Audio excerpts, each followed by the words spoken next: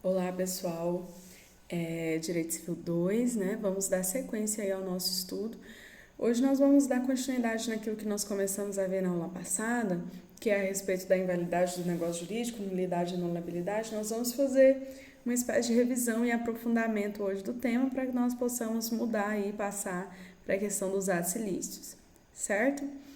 Nós vimos que a invalidade ela é uma expressão utilizada aí para designar, para nos referir, né, um negócio que não produz aí consequências desejadas pela parte, né, o gênero do qual decorrem aí duas espécies, a primeira que é a nulidade, quando o negócio é considerado nulo, e a segunda que é a anulabilidade, quando o negócio jurídico é anulável.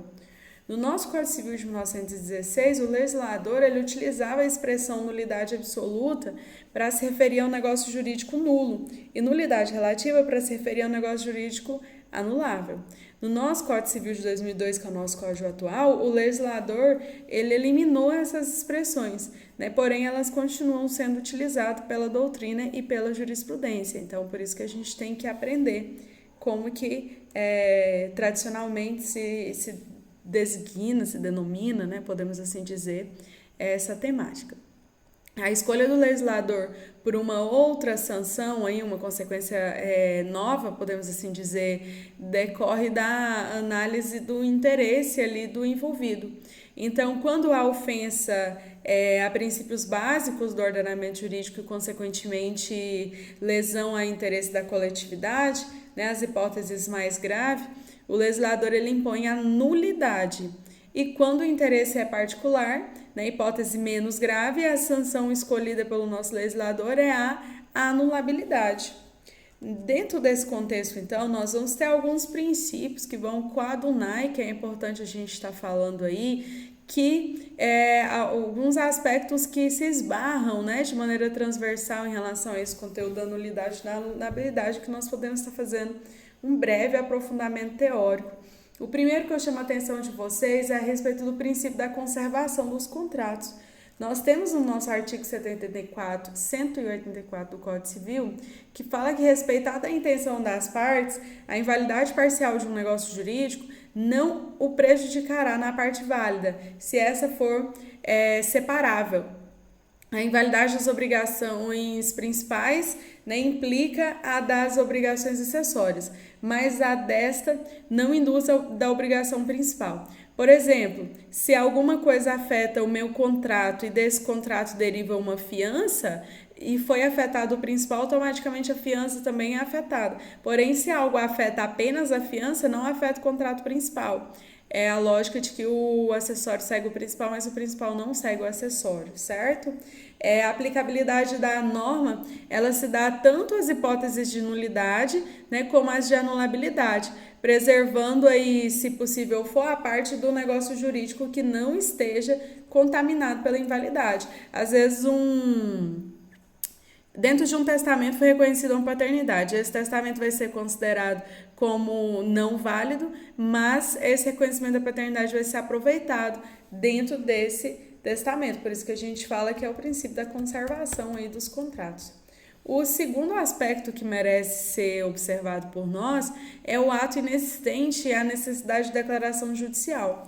Quando nós estamos falando do ato inexistente, é aquele que não preenche os elementos essenciais de sua constituição, que lá na escada pontiana ele não existe. Então, ao contrário dos atos inválidos, o ato inexistente ele é considerado um simples fato, porque se ele não existe, ele deixa de ter repercussão no mundo jurídico. Né? Ele não tem força para produzir efeito jurídico, automaticamente não tem repercussão jurídica. Dessa forma, aí, em princípio, né, não é nem necessária a propositura de uma ação judicial para reconhecer o ato como inexistente, porque se ele não existe no mundo do direito, só existe no mundo dos fatos, ele não é um fato jurídico. Porém, quando nós estamos na estrutura prática aí do mundo jurídico, revela que muitas vezes vai ser necessária a propositura de uma ação declaratória de inexistência para um ato que de fato não existe. Né? E isso faz aí com que em muitos momentos desapareça o principal fator da distinção entre a inexistência e a nulidade. Né? Porque o que difere inexistência e nulidade é a necessidade de declaração judicial. Porque quando ele é inexistente, automaticamente não precisa de declaração judicial. Quando ele é nulo, precisa de declaração judicial. Negócio jurídico que é inexistente é o ato que contém um grau aí tão elevado de nulidade e essa é tão notória que dispensa a ação judicial para ser declarado, né? Sem efeito negócio realizado sob coação física, por exemplo. Na verdade, nunca chegou a ser um ato jurídico.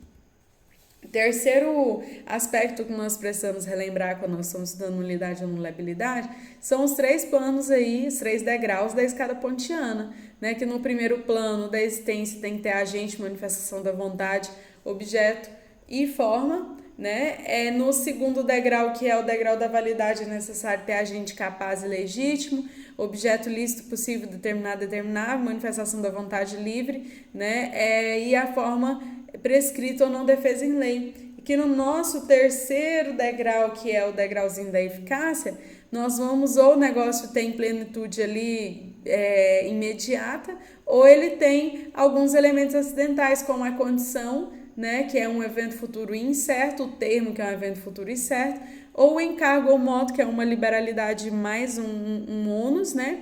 E eles são chamados aí de elementos acidentais porque eles podem ou não fazer parte desse negócio jurídico. Não é obrigado a colocar, mas colocar é obrigado a cumprir. Então, em tese, um negócio jurídico ele pode existir e não ser válido, né? Um exemplo aí que eu posso dar para vocês é um contrato firmado por uma pessoa absolutamente incapaz, né? Esse negócio ele existe porque ele foi firmado entre a pessoa, mas ele é inválido porque a parte não possui capacidade de exercício da sua vontade, então não tem como ele ser validado. Por outro lado, nós temos aí exemplos de um negócio jurídico que pode existir e ser válido, mas não ser eficaz. O exemplo é um testamento revogado antes do falecimento aí do testador. Ele existe, ele é válido, mas ele não é eficaz. Um outro aspecto que nós precisamos nos atentar quando estamos falando de nulidade e anulabilidade é sobre o princípio da forma livre, né? Não é nenhuma novidade para vocês, mas aplicando aqui para o contexto, a validade aí da declaração de vontade, ela não dependerá de forma especial, né? O que significa que a declaração da vontade ela só vai depender de forma determinada quando a norma jurídica explicitamente exigir, senão a forma é livre, né? Não dispondo aí a lei em contrário, a escritura pública ela é essencial a validade dos negócios jurídicos que visem aí a constituição, a transferência ou a modificação dos direitos reais, dos nossos direitos de propriedade, certo? Vamos agora para a questão do negócio jurídico ineficaz. O negócio jurídico ineficaz, o ato é válido, né? E ele produz efeitos, só que efeitos apenas entre as partes, né? Não produz aí efeitos perante terceiros. Quando esse ato não produz efeitos em relação à pessoa que ele é indicado, né? Diz que a ineficácia é relativa. Então, quando não produz efeito perante todas as pessoas, disse que a ineficácia é absoluta. Então, ele pode existir, mas ser ineficaz porque ele não surte efeito aí perante os terceiros, né? E se o ato não produz efeito em relação à pessoa certa, é ineficácia relativa. Se não produz efeitos mediante todas as pessoas, é ineficácia absoluta, ok? Então, a nulidade, só recapitulando que nós já estudamos isso na aula passada. Quando eu falo que é nulo, é porque atinge o interesse público, é porque opera-se de pleno direito, pode ser arguída pelas partes, por terceiro, pelo MP, ou até para o juiz de ofício. Lembra que agir de modo oficioso é quando não precisa ser provocado, mediante um pedido. A sentença aí, ela é declaratória e tem efeitos ex tunc, né? Retroage, desconstitui. Não se sujeita a prazo pressional decadencial, então não sofre os efeitos do tempo, sempre pode ser suscitada, e não convalesce, né? Então não pode ser considerada como se certo fosse. As causas estão no artigo 166 e seguintes do Código Civil, mas automaticamente aí ele é celebrado por pessoa absolutamente incapaz, quando o objeto for lícito, impossível, indeterminável, quando o motivo determinante do negócio e comum para ambas as partes for um motivo ilícito, quando ela não revestir de forma prescrita em lei, desobedecer à forma que a lei prescreve, ou quando for preterida alguma solenidade, ele descumpre alguma solenidade, quando tiver por objetivo fraudar a lei imperativa, quando a lei taxativamente declarar nulo, proibir a prática, né, sem trazer uma sanção expressa, nós vamos entender que é nulo. Então, quando esse negócio jurídico ele é considerado nulo, deve ser proposta e ação declaratória de nulidade, é o mecanismo processual que a gente tem, está no nosso artigo 169 do Código Civil, né, e ainda determina que esse negócio jurídico é nulo, não deve convalescer pelo decurso do tempo,